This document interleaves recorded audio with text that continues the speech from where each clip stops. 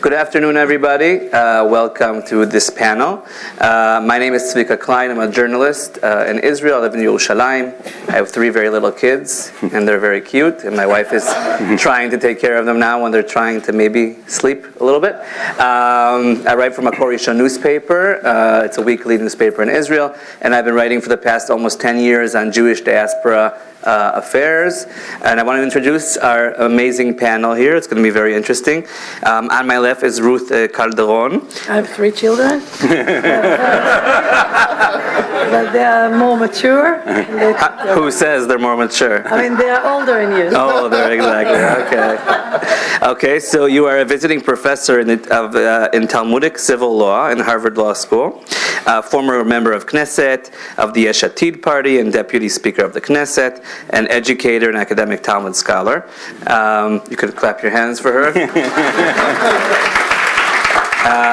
We have Kenneth Bob.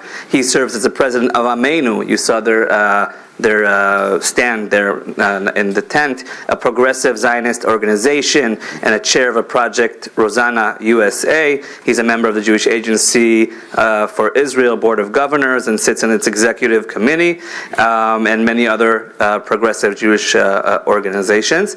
And then I also have 3 children. And you have 3? Oh, wow. Listen, statistics over here are very very good. Are they mature? Well, 2 live in Israel, so that's a good decision. Okay. And, one's in Brooklyn. Okay. I'm sorry, mature in Hebrew, מבוגרים, I didn't mean internally. We have 3 kids up until the age of 3. So yeah, they are older. Right. It's a little different. Okay. And then on my far left. Yeah. Well done. Okay. We have Yossi Klein Halevi. We are not related, I don't think. We'll have to look into that. A senior fellow at the Shalom Hartman Institute in Jerusalem, and he co-directs the Institute's Muslim Leadership Initiative, an author, and I'm sure many of you have either read his book or should read his book. So, which one? That's Yossi. So this, you could clap your hands for him too. Okay. This panel, unfortunately, we started a little bit late because of lunch, our kosher lunch that was stolen and brought back. And we're going to talk about, this whole conference is talking about Jewish diaspora relations, Israel-Jewish diaspora relations, and this one is specific on the niche of immigrants, of the wandering Jew. And it's interesting because this morning, I came in direct from Tel Aviv airport, and I'm going away very soon, and I slept great on the flight. Anyways, I have an American passport. I was born in America but grew up in Israel. So Yossi was saying I'm like his kids because I grew up in Israel as an Israeli, but my parents were American, and they took my passport and they said welcome home. And I was like, okay, I don't feel it's my home. I do feel connected to the country. But I think that's something that all of us kind of went through. And we had an email introduction to this panel, and all 3 of them are really, were immigrants at a certain point of their life. And Ruth is now an immigrant in a way, right? Like living in the U.S. without being, I have a great immigration story, but you'll tell me when. Okay. Now. Okay? Yeah. So once it's very hard as an Israeli to come into the States, the immigration is very scary. And sometimes I think I'll just leave my luggage, I'm going home. So one time I came in and there was this big man and he looks at my passport and I'm always afraid if I'm answering the right answer. And he says, where are your parents from? And I'm like, what happened? Now that there's a new president, they start asking about parents. And I said, my father is from Bulgaria, my mom from Germany. He said, no, so where did he get to Bulgaria from? And I'm like, what's going on here? He said, from Spain to Bulgaria. So I look up, and he has a badge here, and it says Calderon. Yeah. So he wanted to say welcome home. Wow. Good story. He was not Jewish. Oh well. We don't know that. So I want to kind of we're going to learn from the plenary, and we're going to have shorter answers, and this is a positive, and I want each and every one of you to give a short anecdote of the sense of feeling as an immigrant, you made Aliyah, both of you made Aliyah. Ruth lived in the U.S. for periods of time throughout her life. So maybe we'll start with you. You made Aliyah, lived in a kibbutz, right? How was that like? Well, so first of all, I have to just mention this is a homecoming for me because I lived in this area, and if I tell people in the audience here, some of the panelists will not get this, but if you have any contact with Kol Hamet, Eitz Chaim, Bob and Bob, or the Jewish Learning Works, then you know my family. And I'm sure that covers almost everybody here. So for me, this is really a homecoming to be here in Palo Alto. And actually, I made Aliyah in 1976 following a Aliyah party in my mother's and father's backyard in Los Altos. And there's actually people here who I think were at that party, if they remember. And so I made Aliyah to kibbutz. And it was a particularly interesting experience because we were an American garin made up of both people from the youth movement of Habonim, Dror, the Labor Zionist youth movement, and people we had met in the Jewish student campus milieu of the late 60s, early 70s. So it was a very leftist, ideological group. And Kibbutz Gezer is in the center of the country near Ramla, but had fallen apart several times due to social issues. And so basically they handed it over to us starting in 1974. I went in 76 to reestablish it. And for many, many years, it was known as the American kibbutz. Right, they even have a baseball team. I'm going to get there. Right. And so, and we had numbers of claim to fame that just reinforced the issue of being Americans. We helped start baseball in Israel. I think some of you probably know that Israel's going to have an Olympic team in Tokyo in the next Olympics in baseball, which a lot of people can't figure out. It's not very Israeli, though. And we... They're not from Gezer. You said short answers. Okay. Another thing that we did, being American Jews in the mid-1970s, is that we wanted to have a kosher kitchen on the kibbutz. Wow. And back then, this is the 70s in Israel, no one quite understood if you weren't Orthodox why you'd want to have a kosher kitchen. And we said, well, that's how many of us grew up, and we wanted to be welcoming, we wanted everyone to be able to come visit. And so we actually had a kosher kitchen, and it was very hard for people to understand because we didn't have a mashgiach in our kosher kitchen. We kept it kosher. And neighbors would say, we don't understand, what is this animal? So we kept sort of sticking out, and I had this really throughout my time being involved with the kibbutz, and I was also very much representing the kibbutz on the outside. I was treasurer of the kibbutz, and we set up a factory, and I was manager of the factory. I was involved in Israeli politics, the founding of Peace Now, and it was always, but you're an American. Matter of fact, one of the funny things, and I'm sure other people here have had this experience, they would call us Anglo-Saxons.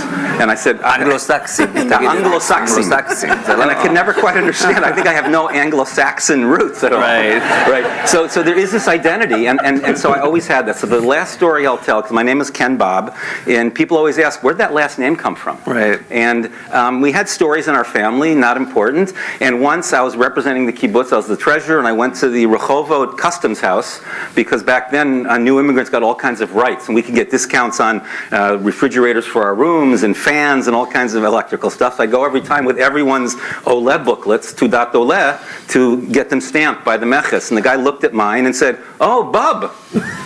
He was Russian. And I said, "You recognize my last name?" And he said, "Yes, it's Bean in Russian." I said, when I go to the Shuk in Ramla next week, I'll bring one back and show you. And so I needed a Russian meches officer, to tell me about what my name meant. And that was, I think, an immigrant story. Okay. That's right. By the way, before we get to Yossi, there's one thing you said that was interesting about the kosher kitchen. Is that a difference between like a liberal American Jew to a liberal Israeli Jew? Well, no, obviously that's a really important question in the time that we live in now. Back in the 70s, there really wasn't a lot in between in Israel. Obviously, Israel has changed thanks to people like Ruth and Binan, other institutions that have brought out other ways of expressing a Judaism. Of course, the Reform and Conservative movement now have real footholds in Israel. I'll just finish the story. I now have a home in Yafo as well as in New York. An old friend of mine says, there is no galut if you commute. And now that I have a home in each country, it makes it a lot easier. And so we ended up in Israel for Yom Kippur this year. And we're looking where we're going to go for Yom Kippur. And next door neighbors, old dear friends of mine, also from my days at Berkeley, said, well, we go to this Reform congregation in Yafo. And we went to a Reform service that was completely in Hebrew, Sabarim, a lot of people talk about, well, it's the Reform and conservative movements are imports into Israel. American, right. But actually, this was a completely in Hebrew service, a Reform service. And so Okay. I think, times have changed. Okay, Yossi. Yeah, well, I made Aliyah in the summer of 1982, which was a very loaded time to make Aliyah. It was Wow. the beginning of the First Lebanon War, and nobody was making Aliyah from anywhere then. And I get to the airport, and they send me to this room, and I'm waiting for hours for somebody to show up. And finally, hours later, someone from the Jewish agency shows up. And he's completely disinterested in my presence. He doesn't look me in the eye once. He sits there, he's asking me all these questions, he's filling out a form. And then he comes to the question, father's name. I said, Zoltan. Suddenly he looks up at me and smiles. Hungarian? And that's when I understood that being a Jew returning to Israel is not quite enough. And that it's going to be something completely different from what I expected. I made Aliyah in a very strange way. I came with my then girlfriend and since my wife of 35, 36 years, Sarah. And, well, listen to the story. Sarah is actually one of the very few immigrants to Israel who genuinely is Anglo-Saxon. She is a Mayflower descendant. And when I made Aliyah, she had not yet converted. And she came as my girlfriend. And she said, I'll come for a year. We were both young writers. She said, it'll be fun. I'll write in Jerusalem, and then we'll see what happens. And we both knew that something had to happen. And it did. She converted that year. We married. We came back to the States. And so the story I want to tell you is about being an American Jew and an Israeli is really about Sarah. Because we went to synagogue shortly before our wedding. And somebody comes over to her, a woman afterwards, and says, I can't stop staring at you. You look just like a little shiksa. Sarah, I have to tell you, Sarah was mortified. I think she would handle it better today. And afterwards she said, no one in Israel has ever noticed that I don't look Jewish. And by ethnic Ashkenazi American standards, she does not look Jewish. And no one in Israel knows that for a very simple reason. There's no such thing as looking Jewish in Israel. And experiencing Aliyah through Sarah's eyes really helped me appreciate what we have. So when we talk about the lack of religious pluralism, for example, which pains me deeply as someone who sits at the Hartman Institute, as some of you know, that's one of our flagship issues. Nevertheless, we do have a very profound form of Jewish pluralism, and that's ethnic pluralism. And the fact that Sarah looks as Jewish as anyone else in Israel, including our neighbors who knew us for years and never thought to ask, you don't look Jewish. The only time she's ever experienced that sense of otherness has been here. And Sarah has never actually experienced being an American Jew. Mm-hmm. We moved to Israel, we've lived there ever since, and she comes back for visits, but she comes back very much as a visiting expert.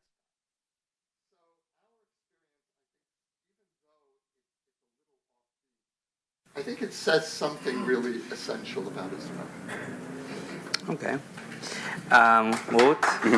What a lovely session. I enjoyed myself.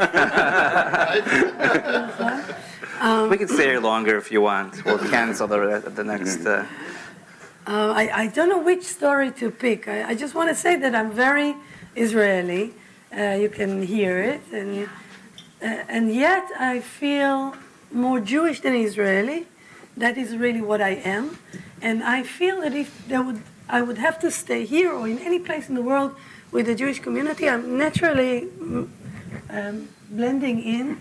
And so that feeling of here and there is something I cherish and I love. And in this culture of ours, and the fact that wherever you get in the world, in Peru, in Australia, if you come to Friday night, they will immediately be your family and take you home, and you feel the same to them. But still, the Israeli eyes coming here. I spent a year in Australia when I was a teenager, then a year in Savannah, Georgia, with my father as a sabbatical. He was specializing in storage of silos, so there's, I think it is cotton there. So we spent time there, then 3 years in New Jersey, and now I'm in Boston. I think when I really started understanding the differences is when I was a mother in this country, an Israeli mother to 3 young kids in New Jersey. And so everything is so different. But the first thing is that you're supposed to come to play dates. Like, what is it my business if she's going to play with a girl? Why do you want me there? What am I going to do for all the time that they play? Like this difference between Israel, where kids come in and out of the house, and at the end of the evening, someone calls you and says they are ready, they ate, I showered them, you can take them home. To hear that they will say, on the 25th, we're going to play for 2 hours together.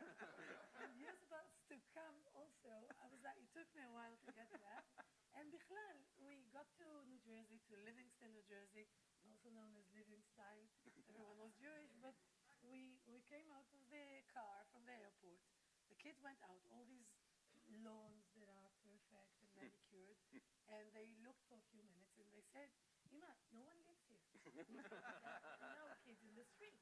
Nobody plays. Like, what are we supposed to do here with all this lawn and... They were all on play dates at the moment. So then I saw that every house has their own nadnedot in the backyard. Swings. But what do you do with swings if you don't have kids that are just there when you go out? So that was a lot to kind of learn. And one day, my central girl, Naomi, she went to school. She had no English at all. She was, I think, 4th grade in elementary school. And after, like, I don't know, 2 months, she came back and she said, today, Mrs. Thor told all the kids to applaud me. And I was like, what? How come? She doesn't even speak English. So, well, she said, because I lost my accent. Wow. And I was like, no, Mickey, you didn't lose your accent. You changed your Israeli accent to an American accent. It's an accent. But I understood very quickly how America is very welcoming, but very quickly making you one of us, and you have to speak our language. So that was part of it. Then kindergarten for little kids, Shaul, my youngest, there was something that I don't know if I can talk about it clearly enough, but I felt a very big difference to raising young kids, something to do with discipline and with not being too creative, not running, not wearing things that I felt this is the moment where good citizens that will stand backwards when the subway is opened. That's how you make them, but there's a price to it. And I was like a bit worried, and that was one thing. This same Naomi, when it was Christmas time, it's a shock. Like, we are now a minority culture, and everyone is doing all this thing, and they're little kids. So we went to the mall one day, and there was this avenue of Christmas trees. And they're all lit up, and she was in the age of everything glittery, and she wanted everything pink, and so I'm seeing all of this, and I'm like, and we didn't want Jewish school because I couldn't live with compulsory prayers, so they went to public school, which was Jewish anyway in Livingston. But so I see all these Christmas trees, and I'm like worried, and I'm saying, Wiki, does this attract you? Does it does it tempt you? And she said, Ima, it's beautiful, but it's like men's fashion. It's not for me. I was really relieved. That's a good. And then I wrote an ABC of American Israeli. But one thing that I really noticed is a kind of patriotism of flags. Like flags in America, first of all, they're huge. Right. In Israel, it's like not good taste. I'm very much a flag person. I'm national, like My father was from Beitar. But these huge flags, I Right. didn't know what to make of them. And then seeing people wearing bathing suits, bikini, in the American flag. And I thought if someone in Israel would dare to wear a bikini of the Israeli flag, they would kill him. It's not just they would take him to jail. They would just kill him. Drown him. So I'll stop for now, but I have a million. Yeah. I have one question to ask you. At the beginning of your words, you spoke about the fact that you feel more Jewish than Israeli. Do you feel that most Israelis feel the same way? I think it depends on their parents. When I was growing up, it was a big deal to say we Israelis. There was even a seminar in high school where we had to choose. There were 3 signs. I think Amelitz did it, or Gesher. Jew, Yehudi, Israeli, Adam, human being, or Israeli or Jewish. What do you feel that you're more? And I was really frustrated with this choice, and I stood with Jewish, and I think most of the kids stood as Israelis. It has to do with the fact that my parents were a little older, and they were immigrants, and I felt, although it wasn't said in so many words, that this is the most important thing in who we are. And until today, even people in the party that I'm part of have this ambivalence about Jews not living in Israel, and I don't. Yair Lapid, for instance. Yair Lapid has a big issue with, and that issue comes not from looking down on Jews not in Israel, but from the fear that everybody is going. You know, when you come to a small group or you teach a small class and there's like 7 people and one goes to the bathroom and you want to kill them. Right. Because you feel so I think Israel in the beginning had the feeling that everyone, in the beginning you couldn't leave, but when you could leave, everyone will leave. So there was a lot of judgment of coming out of fear. And I think Yair from Tommy is still not His father, so, yeah. But it's getting there. So I could tell you, I interviewed Yair Lapid this year, and he mentioned both Israelis moving, leaving Israel and moving to the U.S. or other countries. So it was, called yerida, someone going down. And today it's like a lot of people. Said that? So a lot of people, it's like considered derogatory. So I don't know if he would use the word, but it said it makes him mad that Israelis are going to live in the U.S., which is interesting. And the second thing he said was you could only really fulfill your Jewish values fully in Israel, which I think was interesting from a guy, in a center, Israeli party, non-religious. Necessarily very Jewish, right? Definitely. So as someone who was a son of Olim, we made Aliyah when I was 2. I don't remember too much. Everybody says I yelled on the plane for 10 hours, but that's about it. But I have twin nephews who go to like a very elitist religious Zionist school, and they're talking amongst themselves about a relative of theirs who was marrying someone who wasn't Jewish. And they said to each other, so what's the problem? So, she could convert, just like Zvika did. And I said, wait, why do you think I converted? And look, I look like a Jew, no offense. I look like a Jew, okay? And my father once told me, you could wear a hat instead of a kippah, but they're going to know you're Jewish. Anyways, they said, well, you made Aliyah from America, then you must have converted because there are no Jews outside of Israel. And they're little kids, but still, it was like an innocent way of seeing these things, and it definitely kind of puts a spotlight on what people think. And then now I'm that annoying uncle that gives them lectures about Jews around the world and stuff like that. So they don't like me as much anymore. But what are you going to do? So I wanted to ask you, each one of you, we'll start with you, Ken, about do these people who were immigrants or are immigrants, do they have more of, is it their role to make these connections? I could tell you, for instance, I've been to the IAC conference a few times, the Israel American Council, which is basically like the umbrella organization in the U.S. for Israelis who moved to the U.S. It's a very up-and-coming organization. And they say that they want to bridge the gap between U.S. Jews and Israel. I mean, I don't personally think they're going to be able to, but do you think that these types of organizations or individuals are the ones who could do this? terms of bridging The gap between Israel, Jews in Israel, and Jews in the U.S. Look, I think actually it's all our role. I don't think any organization can claim it's their job.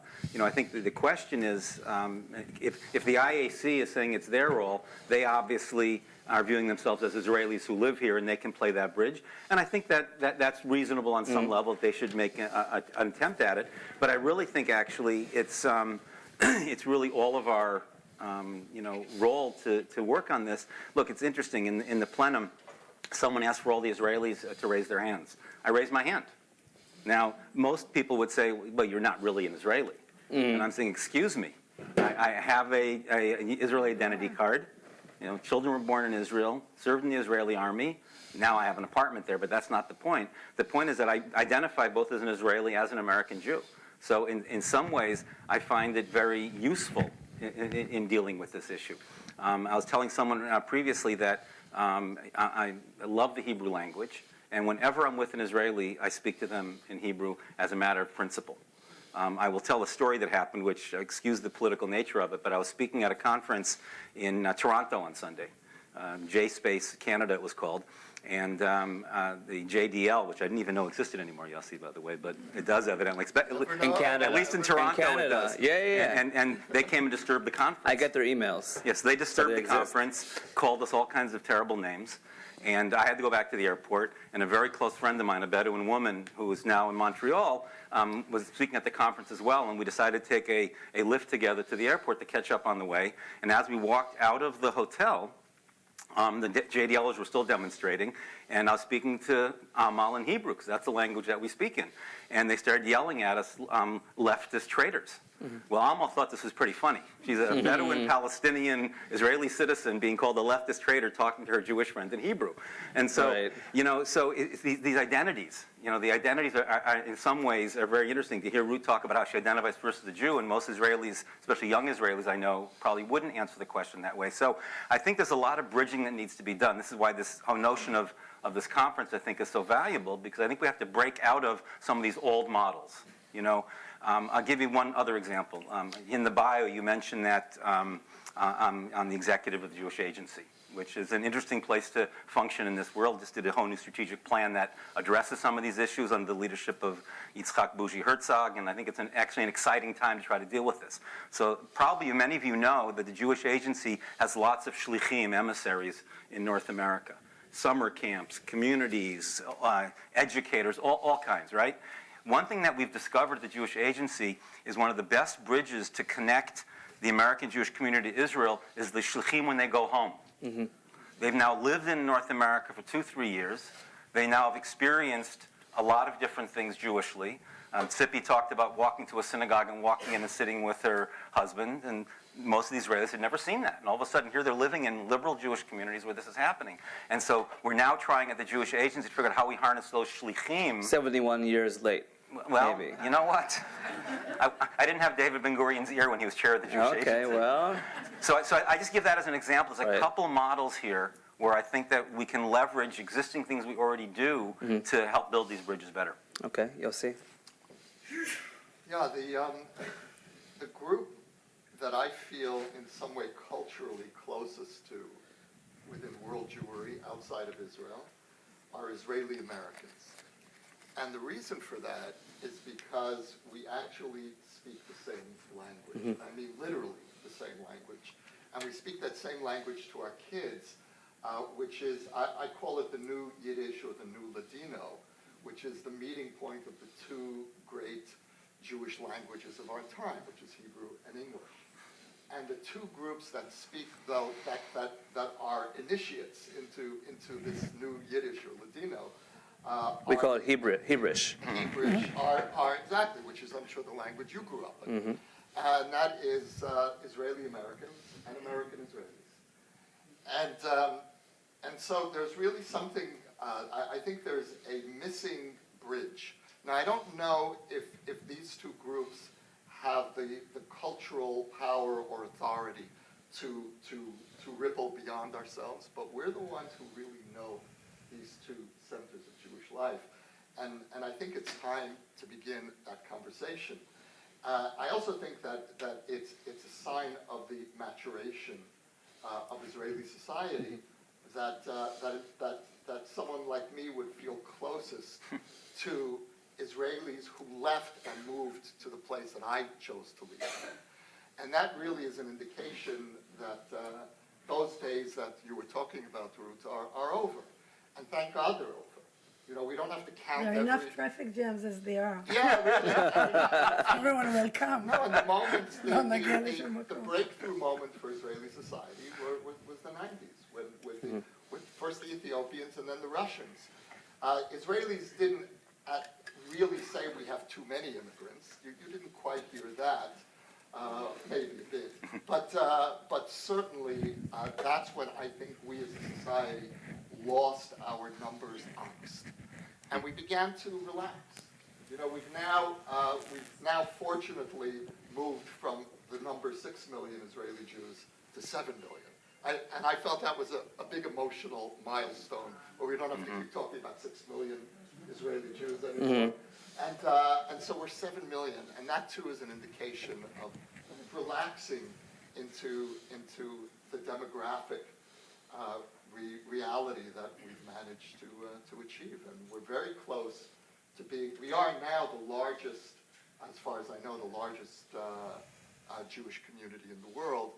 We're very close to having an absolute majority of the world's Jews soon. So in that sense, I think it can help us navigate the transition from an outmoded ideological negation of world Jewry, and this notion of galut, which is really a term that I almost never hear anymore in Israel. You know who uses it? Religious Zionists use it.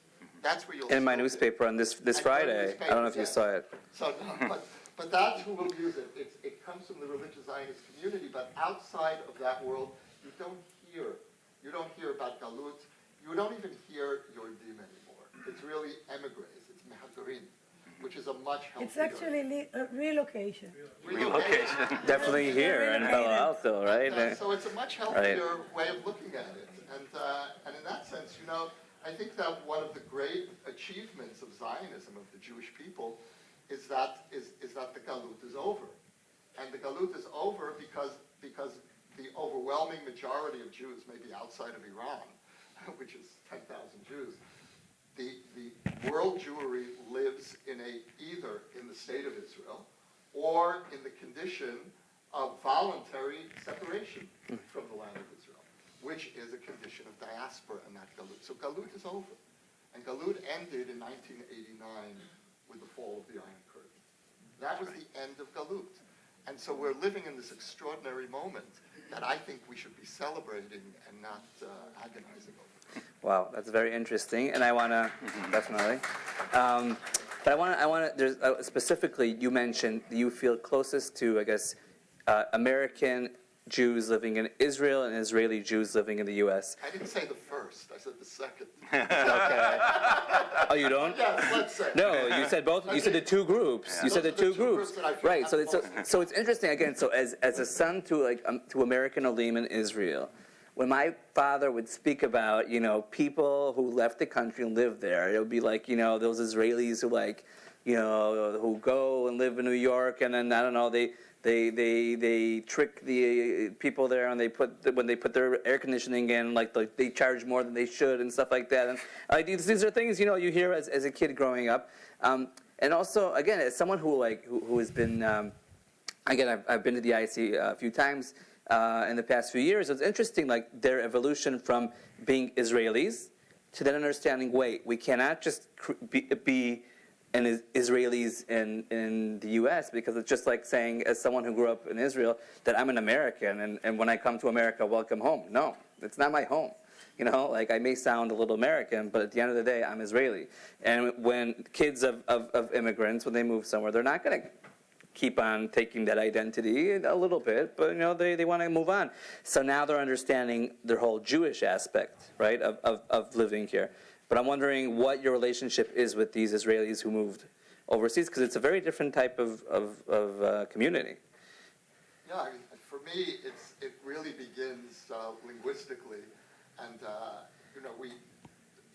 Because you speak English, so what's the difference between you and American Jews? Because the Hebrew and English really have merged for me. When certainly, when I would talk with my kids, I'm mitlabeting, and it's a whole new syntax, and that's really in some ways a metaphor for a deeper process of two groups that do feel to some extent at home in both places. So I wouldn't negate the at-homeness of either group in the place that they left.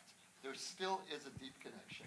And when I go speak on campuses here, the kids who move me most, and the kids who are most strongly for Israel, who take the greatest risks standing up for Israel on campuses, tend to be the children of Israeli Americans. Right. And so, and that's not even talking about those kids who go to Israel to do the army and come back. I mean, there's a very powerful movement here, and I'm really glad to see that they're organizing finally, and that they're owning this identity, because it's a terrific identity, and it's a great asset for the Jewish people. I'll add just one sentence to that. I find it interesting. I've been back now, I lived in Israel until 1990, so I've actually lived in New York longer than I've lived anywhere. And when people ask me where I'm from, I never say New York. I live in New York. I connect I'm stronger to my time in Israel, and actually both in Minneapolis and here in Palo Alto. And I find also that although I'm very involved in American Jewish life and Jewish organizational life, that when I go to Israel as an American with some, delegation or something, I always feel a little bit uncomfortable. Like I don't really fit in with the Americans. I know much more about Israel. I speak Hebrew. I connect with people. I know my way around Israel better than most of the American Jews I go with. And I do it, and I play a role, and I can do it, but I don't feel completely comfortable anymore. Even though I've been back so long from Israel, I still feel much more connected as that Israeli-American or American-Israeli. And yet when someone at passport control says to me, "Here, welcome home," I appreciate it. And there's a certain feeling, a response. Well, you grew up here, so it's different. One quick story about passport control. You've both told stories. So for a while, I was living in New York, running an Israeli internet security company. So I was commuting back and forth all the time. And eventually, I was arranging the purchase of the Israeli company by a company here in Silicon Valley. And the CTO of the company here, last name was Baruch. And I had to take him to Israel to meet our tech team. So we went through passport control, and the guy at passport control said to him, "Your last name is Baruch." And he said, "Well, it's Baruch." And what did the guy say? "Is this your first time in Israel?" And the man said, "Yes." And he said, "Why?"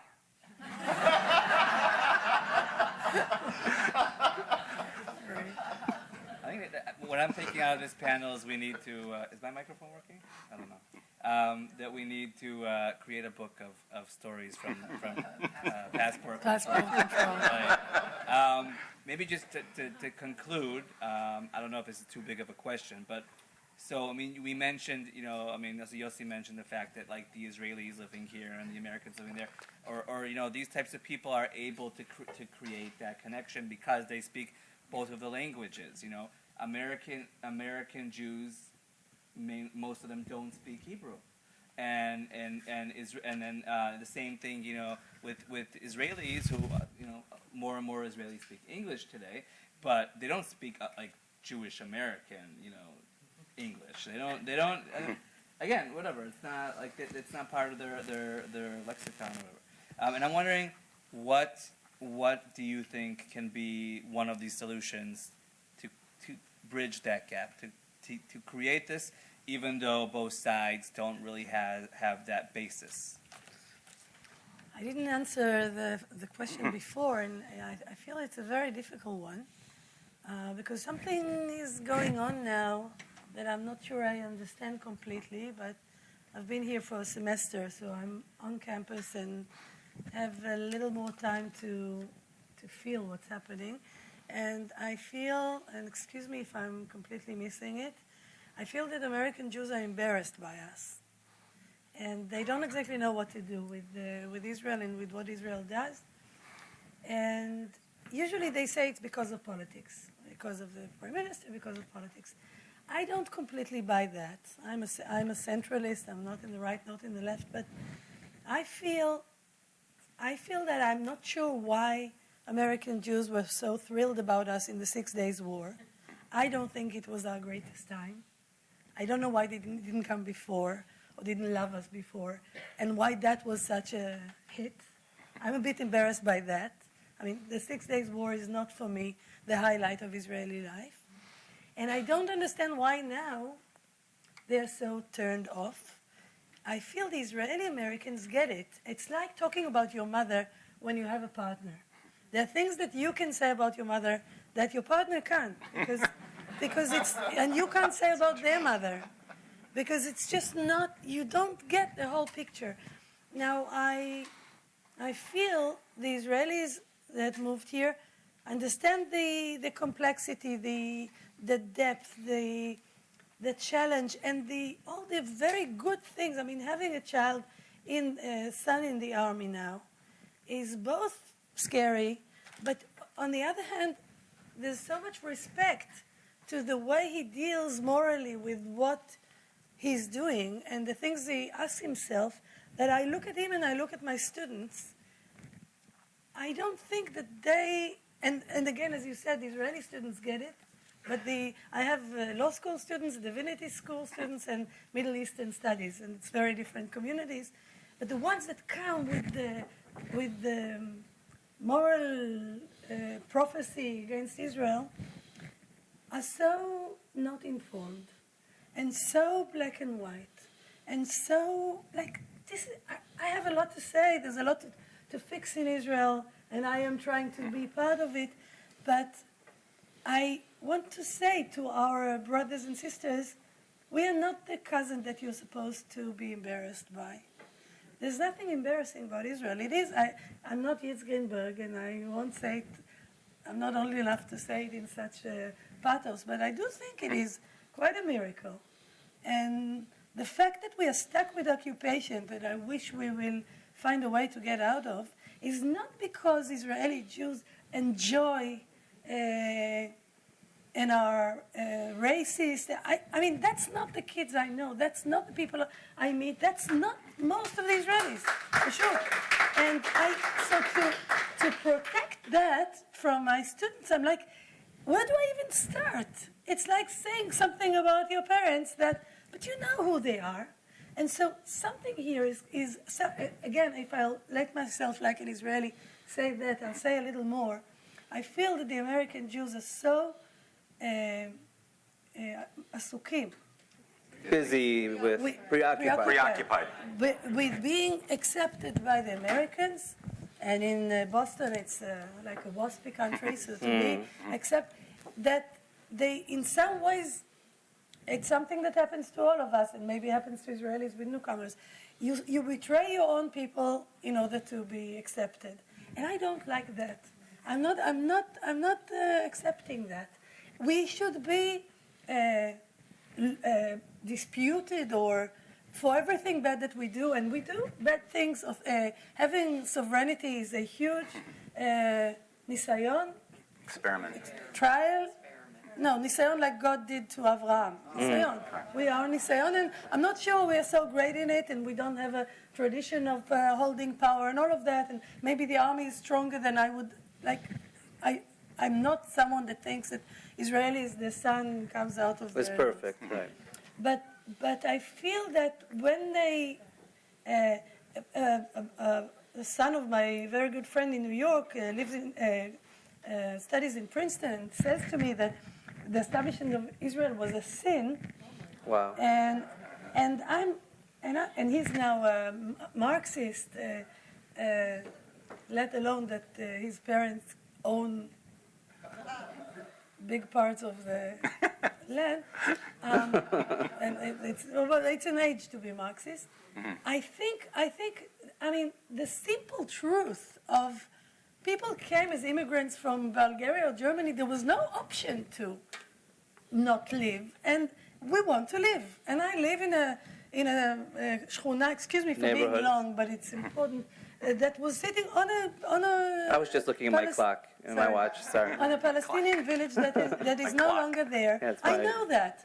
I take responsibility on that, And if I can pay and if I can do and help people to find a good life, I'll do everything I can. But I'm not going to go away.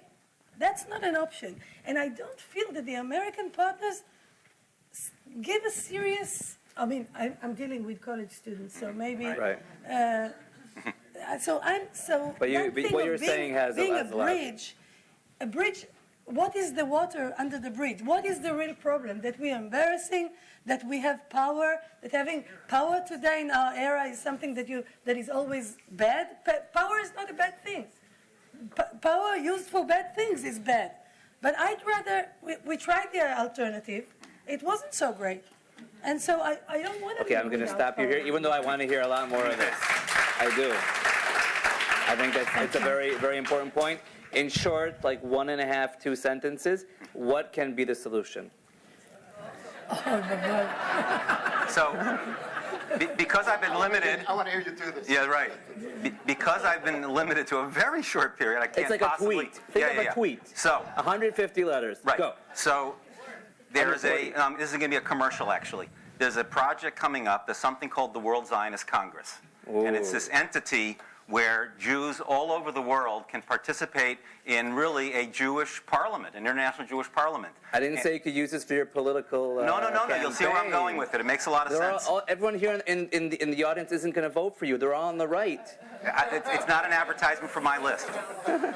And this is an opportunity for Jews everywhere to participate in something together. And we come together next October in Jerusalem with delegations from all over the world. The Israeli delegation is actually based on the Knesset elections, and everywhere else we choose our delegates. We're going to have an election in this country, and there's Zionist lists of all stripes of religious affiliation, political. He mentioned my list. We have a Tikva slate, which is progressive Zionist. There's the ZOA on the right and everything in between. And just to answer your point, for instance, we are going to be running a Hebrew campaign. Okay. We want Israelis to engage around this. Israelis who live here, so there's a way for them to have a voice. the on what's solution is going on. voting for the World Zionist Congress. By the way, Well, I didn't say the solution. I said One of them. It's a tool we can use Okay. for all of us to engage together. Okay, I'll just mention that 50,000 American Jews voted last time out of 6 million. 56,000, but okay. Out of 6 million Jews. right. So something has to be There's still 6 million here. right. Okay, one sentence. They're gonna kill me over here. I got Israeli music. Wow. You want to sing us a verse? Do you want me to say something more about it? No. Thank you words, very well much. done. Thank you, everybody. Oh wait. Okay. Yeah. The old Israeli music, the Zionist music, and the early state music was very much Israeli, and the message to diaspora Jews is keep out. This is music that belongs to us, not to you. The new Israeli music is re-Judaizing Israeli culture, and it belongs to the entire Jewish people. It's extraordinary music. Our leading rock singers are creating prayer. Something is happening, and American Jews need to pay attention. I have to learn Thank to you. You're right. That's right. What? The problem is with questions that we started late. So do we have time for questions? I have a boss over here. Okay, one question. And you were very nice. So yeah. Well, I'm not going to be so nice. Okay. But it's really important because I'm very surprised and disappointed in all these reactions here. And I love you all, actually. I know I read your books, and and I went to Bob and Bob all the years and everything. So I feel at home. And I'm surprised because I don't think you totally understand the Israeli-American community here in this area. It's quite different than probably in a lot of areas. One, it is much more left-oriented, okay? And there are some of the leaders, even in BDS or on the campuses in this area, that are Israeli Americans, okay? The other thing is, here we have, and this is interesting because I really think this area should, and I'm so glad with the Z3 and what's being done, because this area may now have as many Israeli Americans as Jewish Americans. It's a huge, huge population, okay? And about the bridging. Wait, just, is there a question though? Okay. Is there a question? I've spoken in so many Jewish audiences the last few weeks that I right. didn't even notice that she wasn't asking a question. I know what you mean. The Jewish American community, okay? And I'm surprised by that, because I have kids who have I go to the Jewish school, they go to the Hebrew day school, they go to all those. And Israeli Thank you very schools, much. There are so many, no, it's important, you have not, I- I mean, it isn't, anyway, they keep to themselves. Okay, they do not see the importance. We need to get. Okay, thank you, They- everybody. they did I this appreciate your recently. comment. It's very interesting, and I wish that you were up here to hear it. Thank you very much, and there are more sessions to come.